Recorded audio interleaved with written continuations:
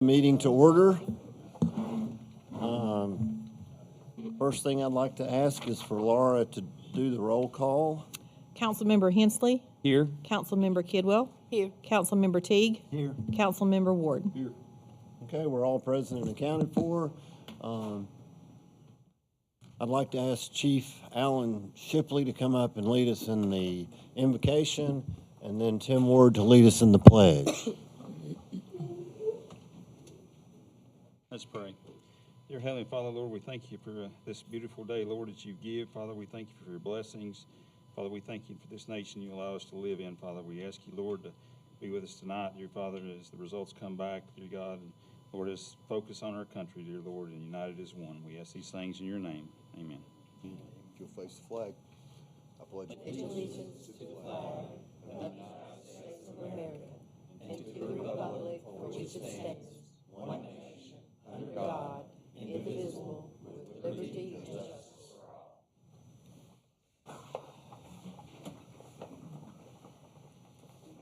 all. Okay, as far as the mayor's comments go, I want to welcome back a familiar face to a lot of us. I don't know how many of y'all know Bobby Rader, but Bobby's back working with WGRV again, and happy to have him here in the boardroom to participate. He worked in town for a couple years, a few years ago. So welcome back.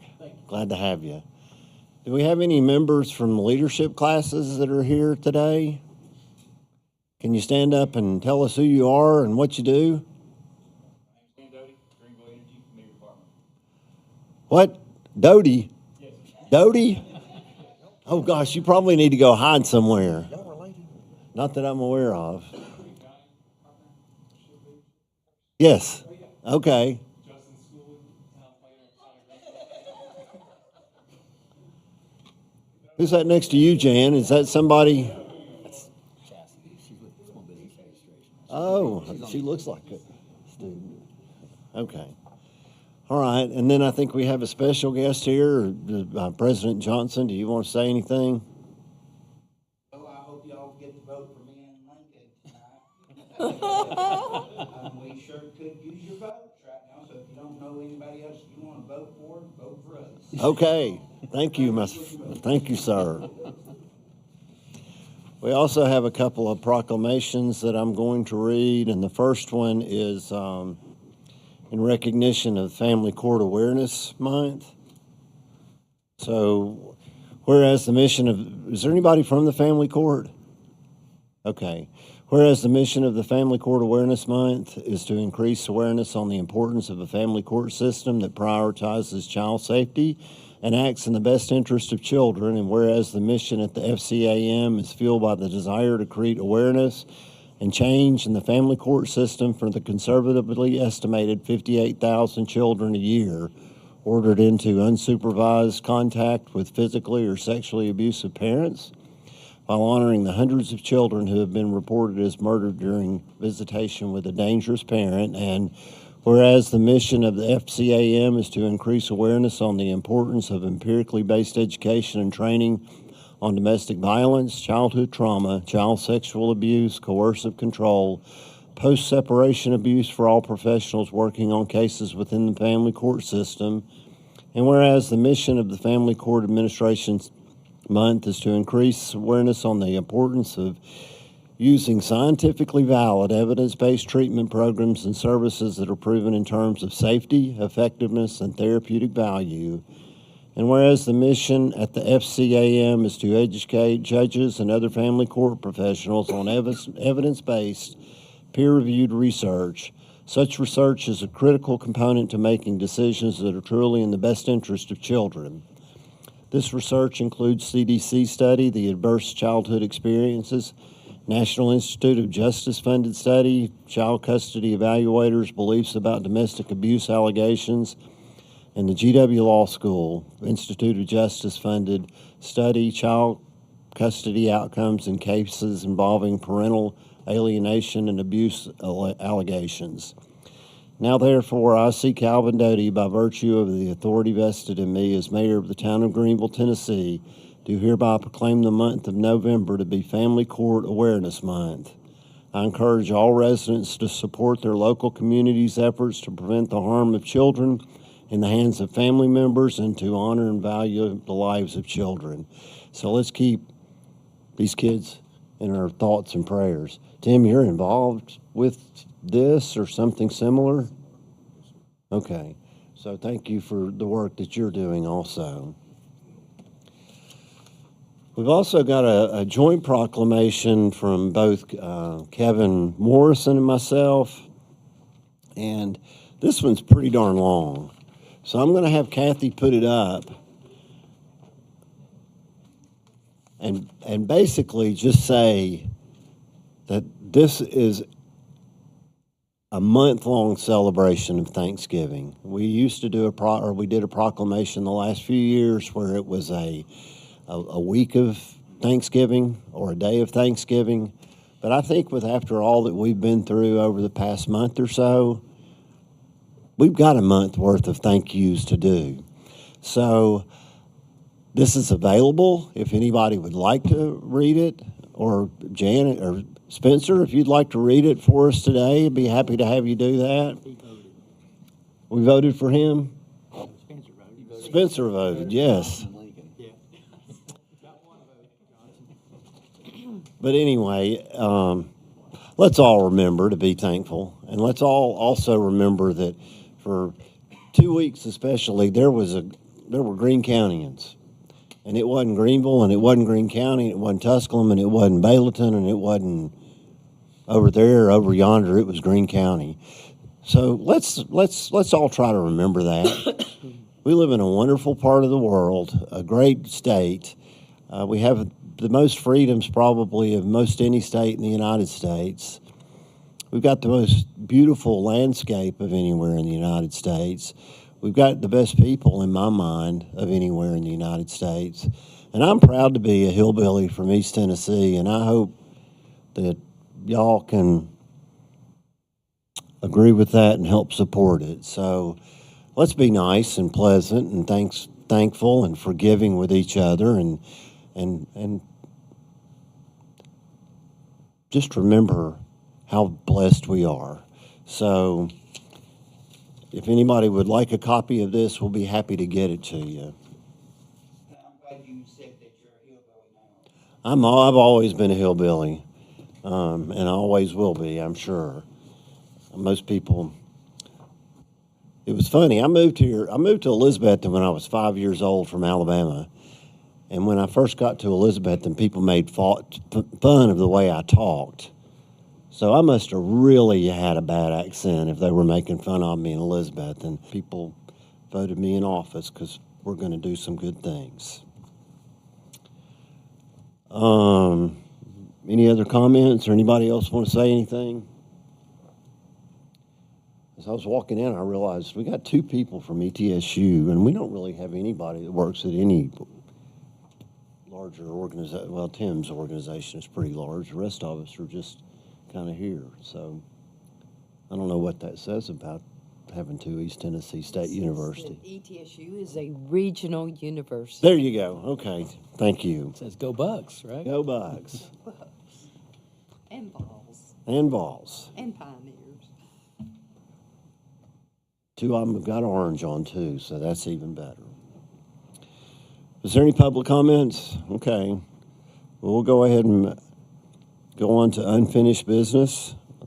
First item is 7.1, consideration to approve the minutes from the regularly scheduled meeting held on October 15th. Those were sent out last Friday, so you had a chance to review them. Do I hear a motion to approve? Motion. Second. We have a motion and a second. Is there any further discussion? Okay, and all those in favor say aye. Aye. All those against, like sign. Motion carries. Okay, item 7.1 is new business. We're going to have an update on the Small Business Administration recovery efforts. Yeah, and I had the opportunity last week to meet with Chastity. And Chastity, you want to come on up and come to the podium? I suggested she come and join us today for our city council meeting. She's gave me a little update on the Small Business Administration, and she thought it'd be a good idea to update the whole community, which I thought was a great idea. So, Chastity, if you want to give us a little. And Chastity, while you were sitting back there, I was asking if you were a part of the high school leadership group. So I apologize if I embarrassed you, but No problem at all. okay. Well, thanks for coming. Thank you. First, Todd, do everyone have a copy of the information I gave you? If not, I have them here. If I did not give that All right. out, Let me- thank you for I bringing will some do that. extras.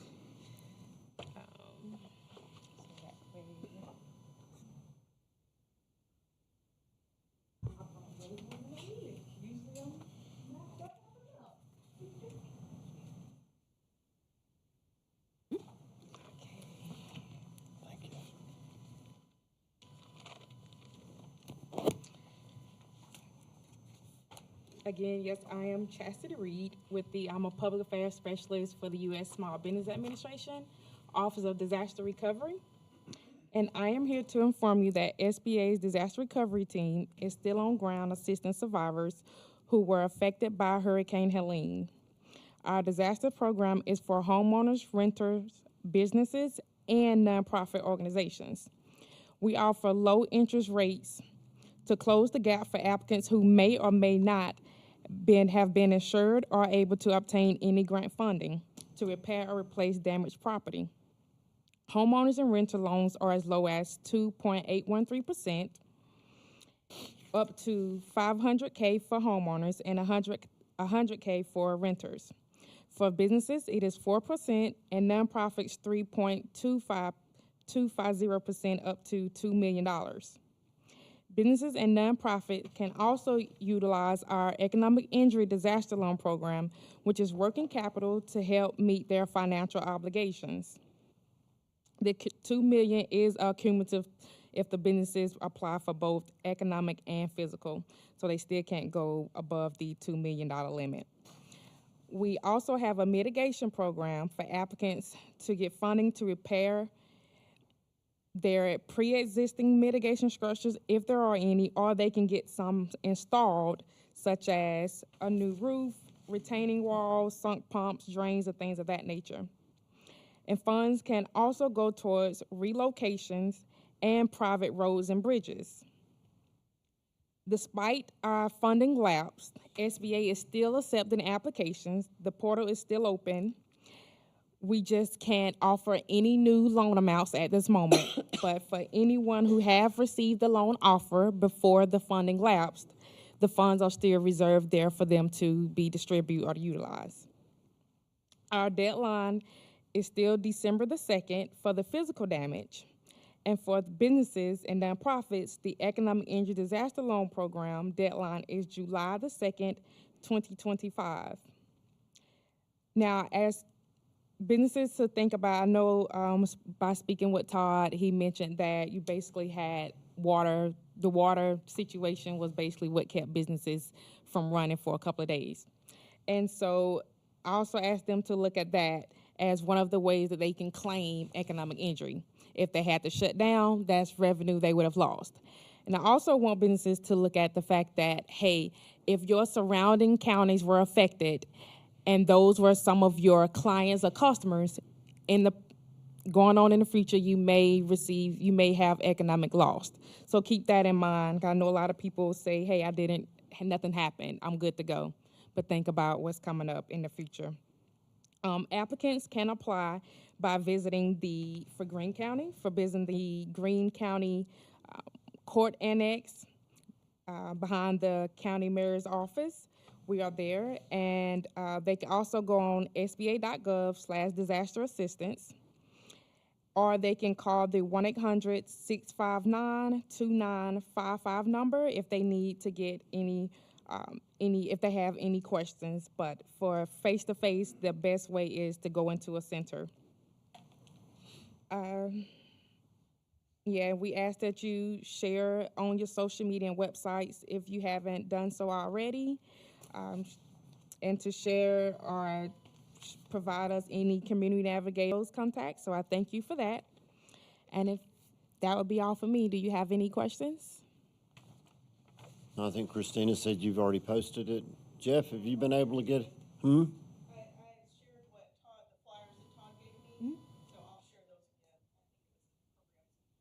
Okay, and that's on your social media, the website? Okay, I'll check And it out. you've Thank you. posted it, Jeff? Good, okay. Thank you. He's with the partnership. Right. Anybody have any questions? All right. Thank you so much. How long, are you staying here now for a little while, or? I'm actually housed in Knoxville at this moment, so I'm commuting back and forth. Well, you know, there's hotel rooms here. Okay, I keep that in mind because I think it's about time for me to get from up there, but I keep that in mind. Thank Okay, you. all right. Thank you. All right, next is item 8.2, consideration of a special event application to close portions of Main Depot, Church, Summer, McKee, and Irish Streets for Christmas in downtown for Friday, December the 6th. Jan?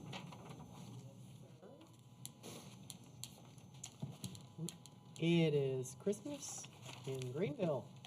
So we have, we've met with the appropriate parties and have looked at street closures, how to make everything safe, adequate, available to have folks downtown. So that's what you have before you. Very similar to Halloween, but the street closures and activity will go all the way from McKee up to Church.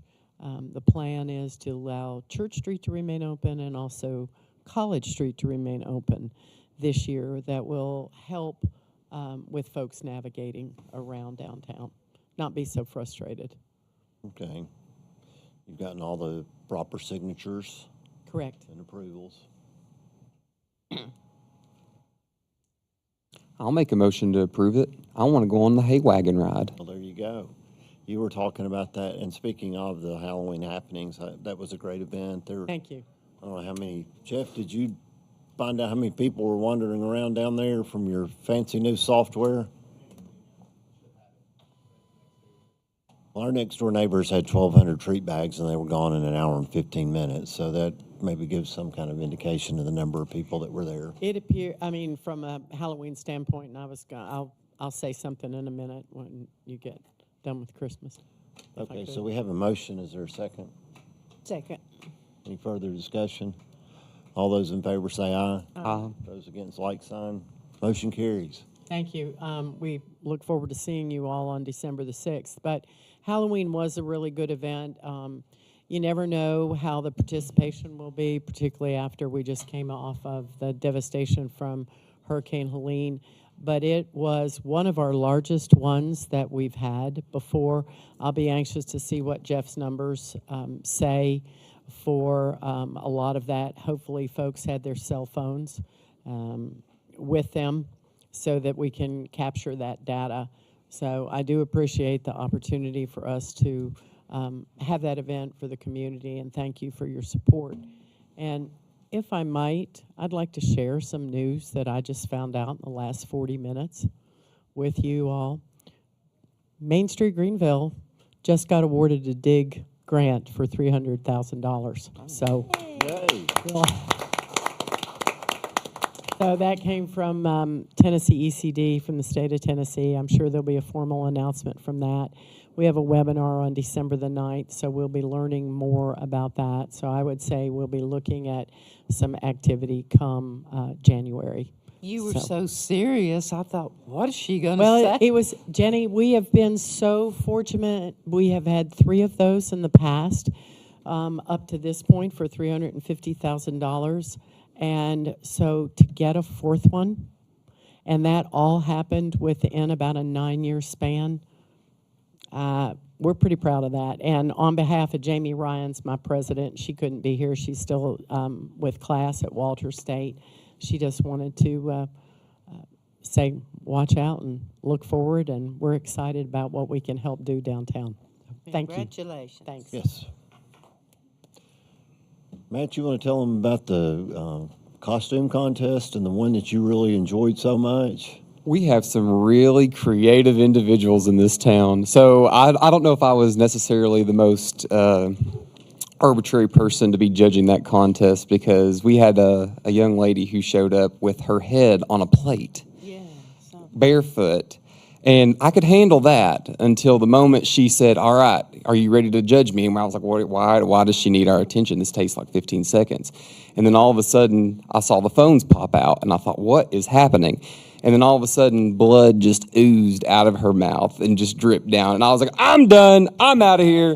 Nopey, nopey, nopey. So I did not give any points for that. So I had to have Jeff Taylor step in to finish judging that one for me. But yeah, it was a really fun experience. We had, I don't know how many people participate in it, and we were just trying to drag as many people off the street to participate. And but that one just about did me in. So It's a good night. Okay, next is item 8.3. It's consideration to approve a parade application for the 2024 Christmas Parade on Sunday, December the 8th. Is anybody going to come up and speak to that? Kendra?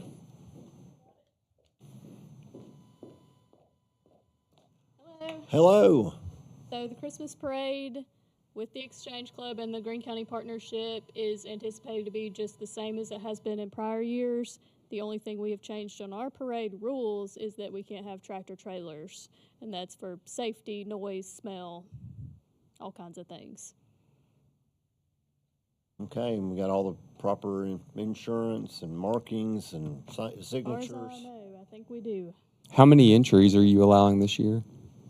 There's 100 soft cutoff, and then additionally we allow volunteer fire departments, cheerleaders, bands, things like that. So we go a little bit over 100, but we try to stay around 150. It'll probably be around 115, 120. Okay, do I hear a motion to accept? So moved. Is there a second? I'll second. Is there any further discussion? All those in favor say aye. Aye. Those against, like sign. Motion carries. Thanks, Kendra. Thank you. Item 8.4 is presentation of the Greenville Parks and Recreation 10-year master plan. Butch? How are you? Good. I think everybody has either been emailed or has a hard copy of our brochure. I'll start off by thanking some folks, because this was a very, very detailed, lengthy process. When the state of Tennessee basically has said we have to have a 10-year master plan to be able to apply for LPRF funding. And we've been very fortunate over the years with our LPRF funding from What's LPRF? Local Parks and Recreation Fund. Thank you. And we have been extremely lucky over the years, in the last 15 plus years, with money going for our Jenny Kidwell Amphitheater, Sports Complex, Eastview Recreation Center, the new all-inclusive playground, the splash pad, just to name a few. So that's really the largest grant that the state of Tennessee gives for recreation departments. And we've been very, very fortunate that we've been able to tap into those funds for a lot of our bigger, larger facilities that we've built for recreational purposes. So we started looking at this, and it was basically a situation where we do it in-house or we have someone do it. Some communities have had outside organizations and firms come in and do this, and have spent in excess of $60,000 to $70,000 to have it done. We have about $2,000 in it. Now, in saying that, I have to thank Brandon Norton from our department and the rest of our staff, as well as Kathy. They were really, really the major spearheads of this. We have a committee that you have probably seen, a vision committee that we met numerous times. We had, and as you can see the vision committee there, we basically started this in February, and public input sessions, strategy sessions, the whole 9 yards. And we've just basically now got to the point to where it comes before you all. And if you approve it, then we send it on to the state. I feel like that this is a very, very good document for us. And basically what the 10-year master plan is it's our guideline or our template for the recreational services for our community, for us to be able to kind of work with for the next 10 years. And, you know, everything's not written in stone.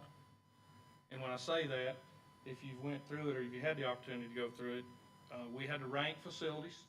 So this committee went to every recreational facility that we had and made notes on needs improvement or things of that nature, what we need to fix, and just basically graded every recreational facility we had. Then we did a survey. We had 589 people that filled out our survey. And there is a list of our facilities that we have. But out of that 589, we compiled all that information, and there was a multitude of questions that was asked for them, what their favorite facilities were, things of that nature, as well as what are things that they would possibly like to see or future recreational facilities. And then we compiled all that and we listed things of basically immediate needs, what would be, say, for the next 3 years, 4 to 6, 7 to 10. The reason the state wants you to do this, and they want this information compiled, is when they're going through now with the grant process. For example, one of the things ranked very, very highly for us that is additional facility, which is a multi-purpose facility, the expansion of Eastview, new playground equipment, and upgrades to our Hardin Park pool. Those were 4 things that ranked at the top of things of need. You go down to long term, and you've got, you know, additional features to the disc golf course. So when I use that example, if I'm applying for recreational dollars, then they're going to be looking for, am I asking for the money for the short-term things first? If I say, okay, for example, we want to apply for a grant for more ball fields, well, we're probably not going to get funded because ball fields falls in the midterm, which means we're skipping the first 3 or 4 for the short term. So we're probably not going to be funded for that. So this is a living, breathing document. Once we start checking off the boxes and going down the list, things will move up and things will be added as we go. Does that make sense? Okay. So this basically really helps the state see what the community has identified as things either wants and or needs for the recreation part. Saying that, look at, if you want to go over a few of the things, but when you look at our facility inventory, Kathy, could you pull up, for example, the first one under facilities where we can show, right here, facility analysis. Right here is what was checked off at the Howe Henry Ball Field Complex. So we had to, the group and the committee, and then we were able to compile what those were. Okay, one of the facilities that's on here, the George Clan. Right here. When we first did this, there was pretty much everything red. Okay? So since our process of starting this in February until now, all of the improvements have been made to George Clem J.J. Jones Memorial Park has totally changed that landscape of that particular facility. Okay? So, but that's basically the breakdown on how we had to do every one of our recreational facilities. With that, like I said, this is a very, very good document for us. We feel like it's a good document for the community to look at. It gives a real good explanation and description of the facilities that we have, what we have, the programs we have, the special events that we have, and just breaks it down, very, very detailed for our department. Can you talk a little bit how you gathered the results, or what helped with that? Well, we did, like I said, we did do the survey, and as I said, there was 589. We had the public input meetings, we had 2 of them, and it was open to the public, and we had folks that came in, and we brainstormed ideas, we brainstormed what did they see that we needed or that we wasn't providing. And then, of course, we had, as I said, the committee went out and looked at all the facilities, and we graded all the facilities, and we just put every bit of that information together. And this is what we came up with. And we did our SWOT analysis. We came up with our strengths, our weaknesses, what our opportunities were, our threats. As you will see, strength. We got a strong athletic program.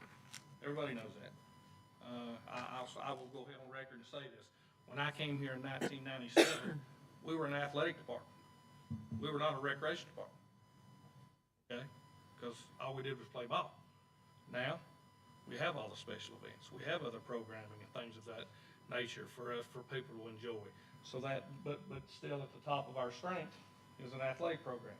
We have a variety of different community events that we do. Our staff, when they say experienced staff, we have a lot of folks that have been with Parks and Rec a long time. So that's a major strength. Here's all of different programs that we have, community events. So, is there any other? And this also, and Laura brought about this today, or yesterday rather, when our department had a meeting. But we're getting ready to constantly, we're upgrading, our facilities as far as what is our long-term goals or what are our needs for the city, our capital improvement plan. And this goes in line with, for our department, being able to say, okay, this is what we're looking at, this is the needs that have been identified, these are our problem areas as far as facilities goes. And so when we're looking at the capital part, we'll be able to come off this document and say, these are the immediate needs for us. And as you can see here, we started in February and we just got done. But it will help us be a guide all the way through. Butch, let me just add something real quick. When the state came down with the program to develop a master plan for Parks and Rec programs, a lot of communities were a little stressed to try to figure out how do we get a master plan done, because that master plan is the key to competing for state dollars. And a lot of communities were hiring consulting firms. We ultimately made the decision we can do it in-house. And we did it in-house and did it quite effectively. And it saved us at least $50,000 to do it in-house. So check the box, got the mission accomplished, and saved quite a bit of money in doing that. So thanks for all the folks involved. And I'm looking at Brandon and Kathy and everybody involved with your folks to get it done. They were the spearheads of it. Like I said, when Kathy talked to me about February, she said, I think we're going to do this in-house. I looked at her like my head was spinning like poltergeist, but I said, okay, we will. And You're not going to come up with a better looking, more meat to a document than you put together. Thank you, Brandon. Allie Collins. Thank you, Kathy. And Allie, I think, had a big hand in putting it together. I mean, it's very, very professional looking that I've been looking over now for almost a week. But thanks to all the Parks and Rec staff that works, and you don't think they work, go down there and sit with them for 10 minutes. Watch that phone ring. Watch people come in. I mean, thank you for what you do. Thank you for what you do, for what we spend on Parks and Rec and what little we get off the county. It's amazing what you do with it. It's amazing what you do with the money. 50, roughly, and Kathy, you may be able to pull it up, but roughly out of the 589 responses, about 57, 58% of the total responses, or 59%, you will see, were county residents. And if you delved into the aspect of it, things that people were ranking, like I said, there's a difference between wants and needs. But, you're seeing new recreational centers, you're seeing new pools, you're seeing all this stuff that, has a pretty good price tag to it. and 59% of those people are not gonna be contributing to help purchase it. So that's an interesting fact. But it was, that didn't surprise me. It goes just in line with our roughly 60 to 70% participation rate based on what particular activity programs for that we're doing, what our participation levels is as far as if we're basically separating who lives inside the city of Greenville, who lives outside. So like here, where do you live? I mean, those 10 questions were very, very broken down and just, I mean, it provided us a lot of documentation. Kathy, you or Brandon like to add anything? I do want to add this. Kathy Knight was on the committee as well, a community member, and she's not able to be here today, but she just wanted me to make this comment publicly that she's very proud of this work that went into this and the professional appearance of the document. And so she wanted a big shout out to Allie for that and to the town as a whole because this is a very proud document for her to see and for us to take it to the next step. Well, the good, it's beautiful, but it's also really easy to follow. That's what I like about it. It's pretty simple, but pretty. Let's give a hand to this group right here. This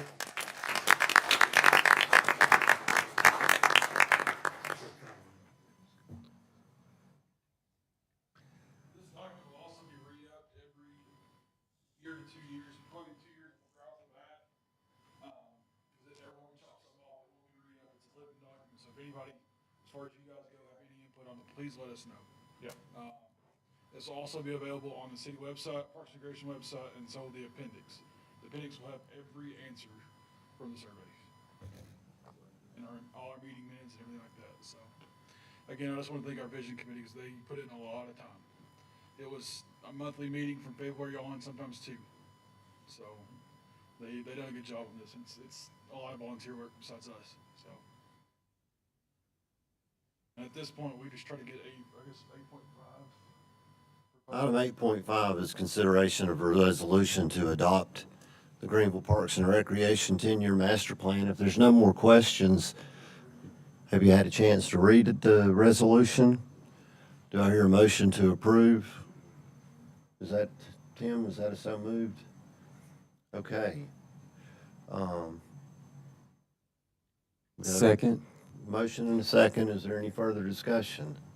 All those in favor say aye. Aye. Those against, like sign. Motion carries. Thank you, guys. It's awesome. We'll go ahead and say this. Now that we've After we passed voted, it. after we voted, let's hear it. Allie, Kathy, and Brandon made me sound real good in my introductory letter. Okay.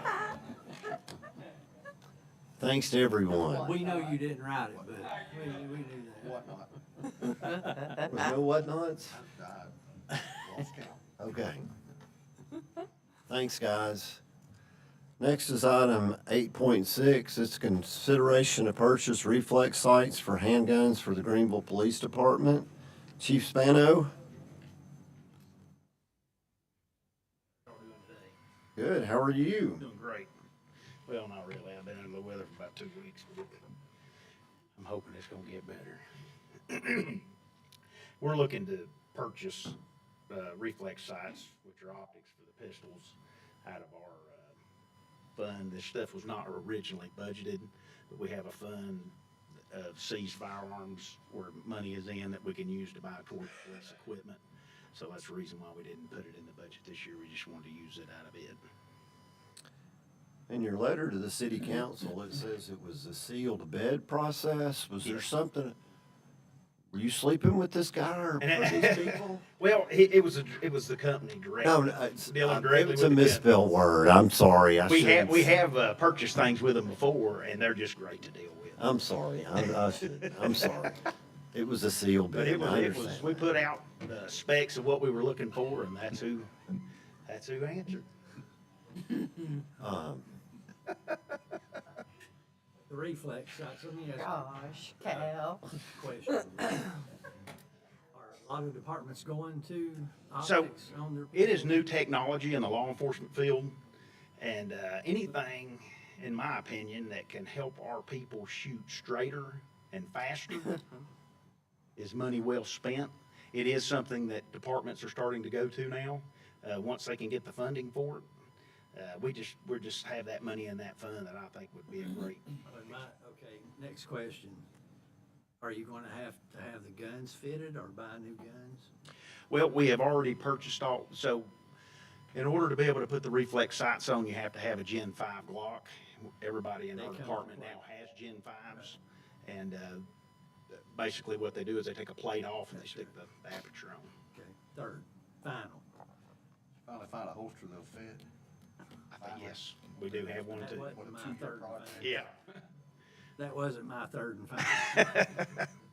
More training, because with, in my opinion, and not expertise, but I don't know what I want to say, me shooting them. Yeah. It takes a lot more training to pull that out, especially under duress.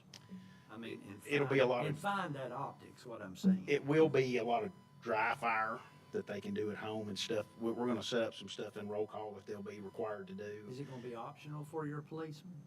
No, Okay. everybody will go to it. But there will be some extra training. There'll be a little extra shooting. A lot of it will be dry fire, where they're just learning to pull the gun up and get on site. When we talked earlier, are you also replacing the other sights on the gun But because? yes, there will also be other sights replaced. The actual sights that are on the gun right now actually have to be raised up a little bit, so they make a different sight we'll take the old ones off, put the other ones in case the batteries or anything ever failed. I'll make the motion, we approve. We have a motion and a second. Is there any further discussion? All those in favor say aye. Aye. Those against, like sign. Motion carries. Thanks, Chief. Thank you. Next is item 8.7, consideration to purchase radar units with Tennessee Highway Safety Office grant funds. Yes, so each year we partner with THSO, and this year I believe we received a $22,000 grant, 10,600 of it which can be used towards equipment. We wanted to go ahead and purchase some new radar units. It was 10,664, and the remaining $64 will be taken out of our equipment fund. How many units is that? I think 4. Okay. Second. We have a motion and a second. Is there any discussion? All those in favor say aye. Aye. Those against, like sign. The motion carries. Item 8.8 is consideration for the Greenville Police Department to participate in the Law Enforcement Support Office Program, LESO. So every year since May 25th of 2022, there was a presidential executive order that came out. We are part of the LESO program, which is that way we can get stuff from the military. And every year we need to come out to notify, one, the governing board of stuff that we may intend to buy. We may not, or I'm sorry, not buy, but get from the military, because it's free to us. We just get on the website, and if we win it, we can go pick it up. So we put a list of everything that they actually have to offer. And if in the event we can find something that we can utilize, then we will ask for it. And if we win it, then we just have to go pick it up. What were some other things you mentioned earlier about? We got a ditch witch, and I think the Parks and Rec will use that, or maybe the people at the Parks and Rec, and it just depends on if they can use anything we can get. The town can use, so we're gonna get anything we can, because everything we can get from the military is just one less dollar the tax dollars have to pay for. Okay. Do I hear a motion to approve? Is there a second? Second. Third. Okay, any further discussion? All those in favor say aye. Aye. Those against, like sign. Motion carries. I promise you, we'll get everything we can, because we want to save every tax dollar we can. Thank you, we appreciate that.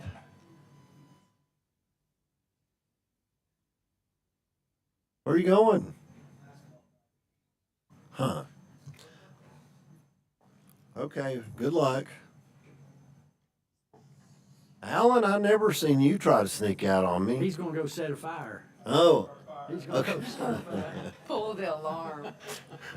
At I've heard about that At the kind. training facility. Yeah, training fire. Thank you for clarifying that, Tim. Okay, next is item 8. Yes, this is to be able to add the left turn arrow that a lot of people are being waiting on. I've got 2 quotes here. The first one that's on the screen there, that's the one I'm not going to go with. The other one with Stancil is the one I will be going with. I will be using some of the supplies I already have on hand with this allocated for this project.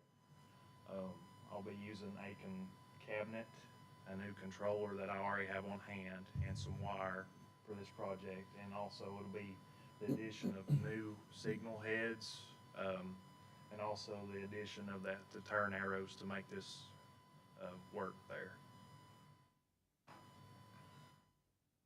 So we'll be, there won't be an extra lane. Can you explain exactly what you're doing? The way it'll work, what it'll do, it'll time out like an acclimated time for it. It'll give those cars that time to either go straight or left while the other side will remain stopped. We'll be implementing a sign there that says no right turn, unless they have the arrow or a green. That way the oncoming traffic will be stopped to allow those left turners to do that at that time.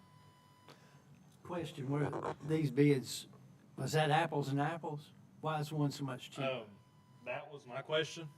It was the same list of items that I gave them, and one of them was substantially more. I do know I do use Stancil on the regular for small projects we do have throughout the town, so it might have possibly just been that I've never used the other one before, and they wasn't as interested, is what I'm assuming. Okay. That's the great. answer. That's fantastic. I just wanted to know. And just as a reminder, we've started last year, or the year before, we started budgeting monies in the public works budget to replace an intersection signal infrastructure roughly once a year. We've got roughly 20 throughout the town.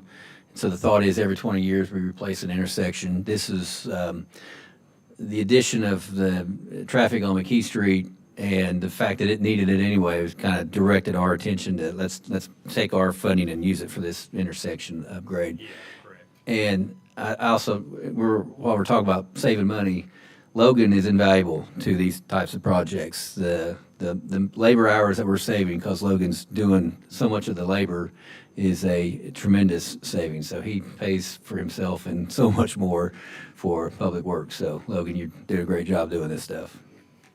Thanks, Logan. I don't know about you guys, but I've received some calls about that intersection too, so this is very timely. I'm sorry. Logan fixes stuff on the regular. If there's a signal outage, he gets on it and he takes care of it. He has done so for years, and he's not a first responder. I don't know what is. I mean, he has probably saved more crashes. This county more crashes than any one other human being in this. Yeah, I try to keep people as safe as I can. Yep. He fixes it on the regular. All right, do I hear a motion to approve? Motion. Is there a second? Any further discussion? All those in favor say aye. Aye. All those against, like sign. Motion carries. Thanks, Logan. Good job. Item 8.10 is consideration to approve the purchase of an asphalt patch truck for the Public Works Department. Mr. Keith. Sure. Appreciate your time today. Just to go back to Logan, anytime you have a traffic signal system, we virtually never get calls for maintenance or signals going into flash. I mean, there were a few for the storms, but anytime that's the case, that just demonstrates a good preventative maintenance program, and he's on top of it all the time, and I definitely commend the work that he does. He also recruits help from within the department, so he's getting some other folks trained up on some of the basics so that they can take care of issues when they come up. So definitely worth mentioning that he does an outstanding job. So this is for the purchase of a pothole patch truck, or just an asphalt patch truck. It's not necessarily just for potholes. Have a little presentation there, but the total cost on this vehicle, the chassis, plus all the outfitting for the patch is right at $287,000, which I know is a large ask. This will be funded out of the state street aid. It's exactly what the state street aid is for, and originally, and still, matter of fact, in this year's budget, I had asked for a brush truck, which would have been which is a general fund purchase. And then the more I learned about state street aid after talking to Laura and the usages and what we can and can't do with it, it became pretty apparent that this was something that we could do. And it's something that I have felt since I got here that we very much need to do in order to just to increase our efficiency.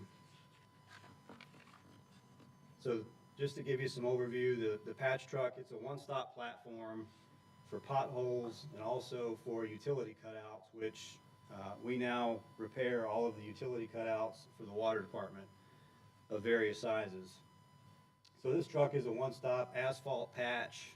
It's got the tack solution. Everything is on board for the technicians to do either pothole patching or utility cutout patching. And the great thing is it maintains the asphalt temperature. One of the biggest struggles, especially once it gets colder, is maintaining that temperature. And once you put the asphalt down, if it goes down cold, it just doesn't do as well. So it decreases the lifetime of the patch. This truck has an onboard system, burners that will keep asphalt hot pretty much indefinitely as long as somebody is watching it. Set it, it'll keep it hot overnight.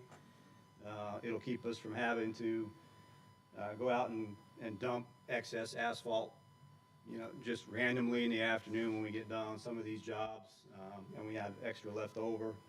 So it'll just improve the efficiency overall. It's safer. This truck is outfitted with a full light panel, front, back, all around. It's set up to work in the roadway. Right now, we typically have a dump truck, a mini excavator. We have a lot of equipment in the road just to do a small pothole patch.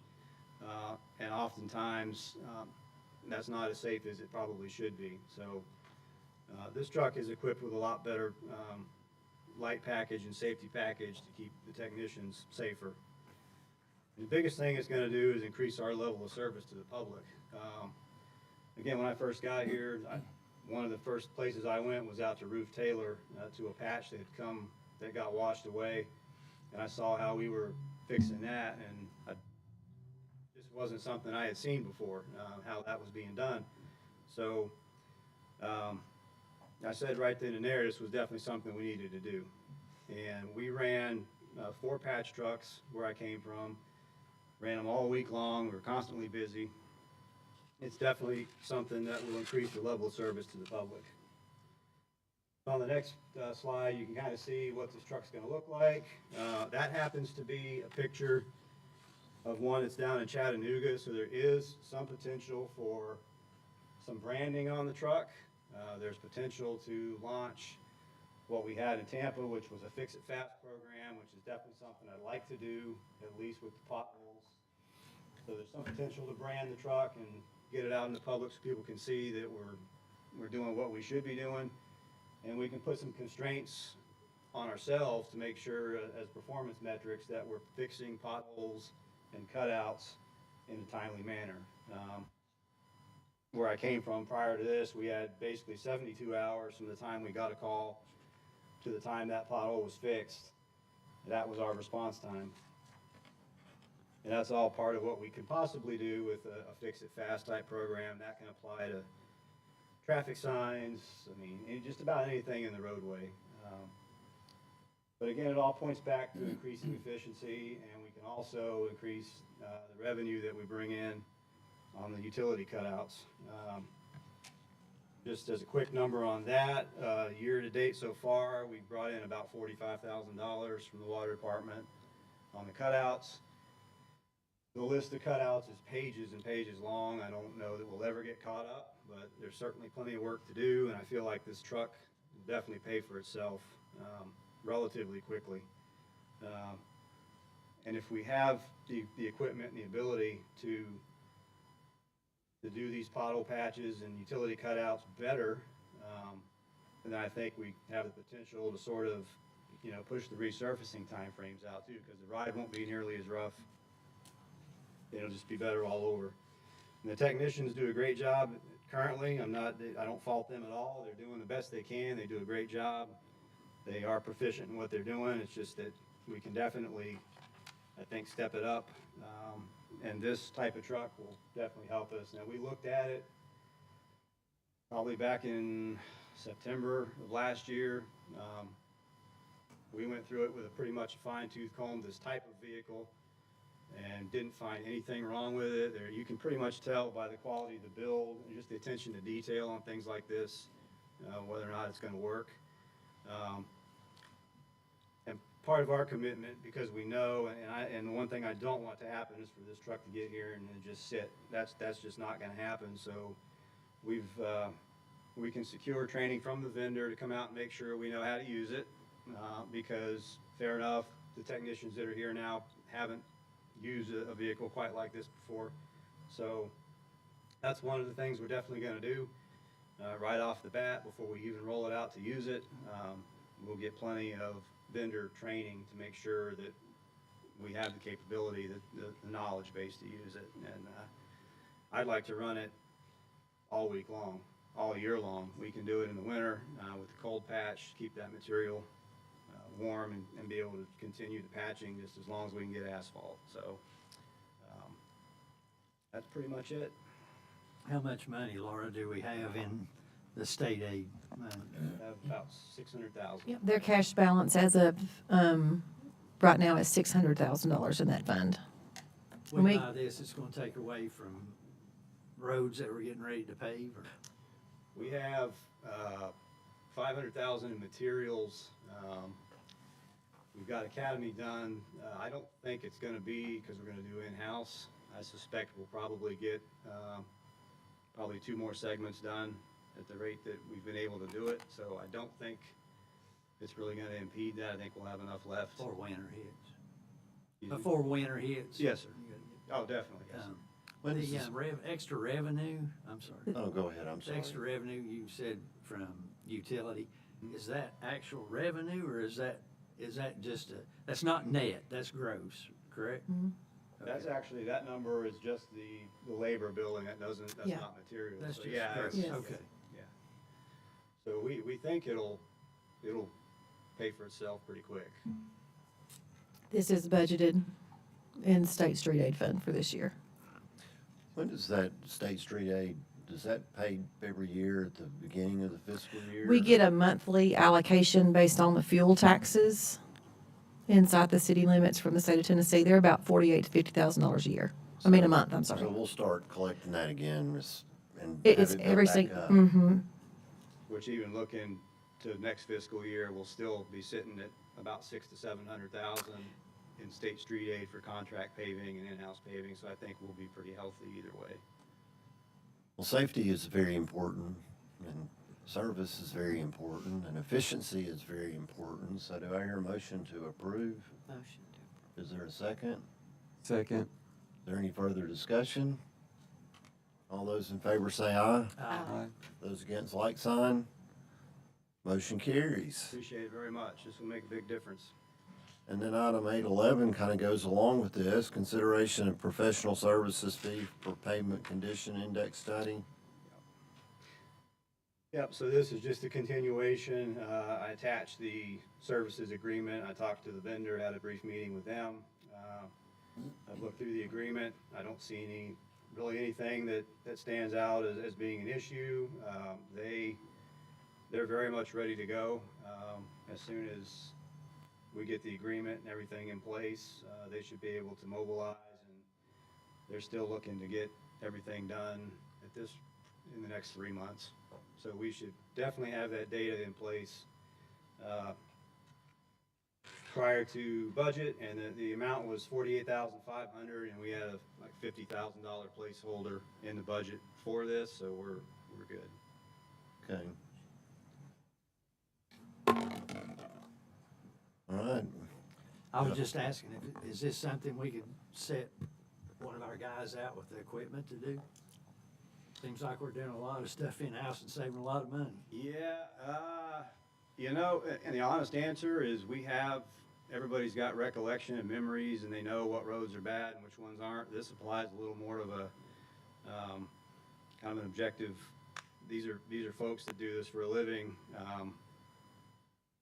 I would say we probably could formulate a list, but I think it probably works a little bit better to have another party come in from outside and look at it, that have had a lot of years of experience evaluating for those different types of failures and fatigues that we might not be familiar with. And they're applying some scientific principles of Yeah. depth of the existing asphalt and the mixture, and there's some knowledge that our folks in putting the asphalt down have knowledge, but I don't know if they have knowledge in kind of analyzing the. Right, and this how will it give held us up. that database as well, which is pretty important. It'll give us that entire inventory in that database, that PCI map that we can share to the outside, to the community, and they'll be able to see, hopefully, while we're making some of those decisions that we make in terms of where we're going for resurfacing. It's always been just kind of that's why I really didn't want to spend a ton of money on it. I didn't want to get too complex with it, because the sky's the limit on what you could spend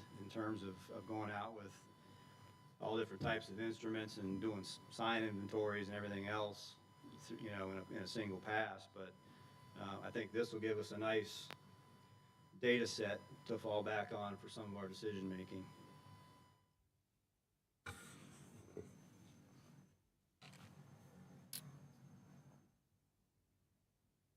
Okay, thanks. Is there any further discussion? Get a motion in a second. We got a motion. Is there a motion? There is a motion. Is there a second? Second. Got a motion and a second. Is there any further discussion? All those in favor say aye. Aye. All those against, like sign. Motion carries. Thanks, Scott. Appreciate it. Thank you for your time. It's creative thinking on both of these, I believe. I have a quick question. Sorry, it just popped into my head. So once you get the data from the pavement study, would it be possible to upload that to the GIS system that we have? Well, one of the deliverables is a geodatabase with all the files in it that will actually be just exactly that. Right. So we won't have to we can add it where we want. We'll have those files, but it will be a data set all in of itself. Right. Just when you had mentioned, having, people have recollection of what road needed to be repaired back when, if we can get all of this data, uploaded to the GIS system, I think that can serve as the catalog. I mean, we're already paying for it. So, use it to its fullest ability. And I think Mr. Justin back there is our GIS guru. So can you handle that, Justin? Yeah, okay. He's involved. Awesome. Thank you. Yes, sir. Thanks.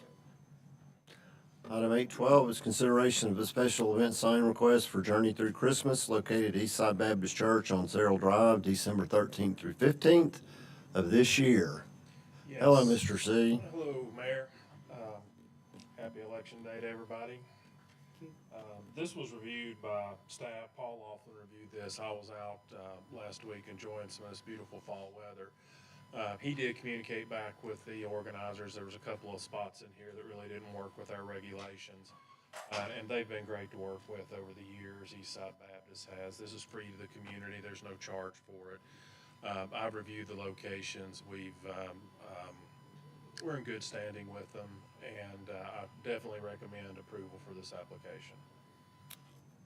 Do I hear a motion? So moved. We got a motion and a motion. Any further? I'll second it. Okay, thank you. Any further discussion? All those in favor say aye. Aye. Those against, like sign. Motion carries. Okay, thank you. And to Matt, I just want to give a shout out to Justin with the GIS system and what he's been able to set our platform as. We're just now starting to see the applications we'll be able to apply to this across the entire town and all departments. And we got Smudge really good. I mean, he's almost like a Jedi when it comes to this GIS and these tools and this paving and all these records that we'll be able to keep. We won't have to rely on our memory or word of mouth, we're gonna have a document right there in front of us that for years to come, we'll have a reference. So this is just a great tool, and I'm glad that the town council funded that for us, and we're going to show you the benefits as time goes on. But Yeah. it's great. I just got a note from Mr. Taylor. From 4 to 6, the average number of people was 1,300. The total number of people peaked at 2,043 at 5 p.m. The average dwell time was 53 minutes, and 90% of the people from Greene County and the other 10% were from the surrounding area. So there was a bunch of people downtown, and that's good. That's awesome. That's awesome. Just one real quick thing. Next Monday, the Tusculum Community Band's going to do a salute to veterans at 7 o'clock at the NPAC. And Alan Corley and I are going to participate in it, so come check it out. I've got to go practice with them a couple times, and they're very talented. So I'm assuming they'll be doing the Veterans Day celebration at Veterans Park as well. Yeah, the Veterans Day is Monday the 11th. It's actually at First Baptist Church downtown at 11 a.m. Yeah. thank you. Is there anything else anybody would like to share? Motion to adjourn. Is there a second? Second. All those in favor? Aye. All right, let's go.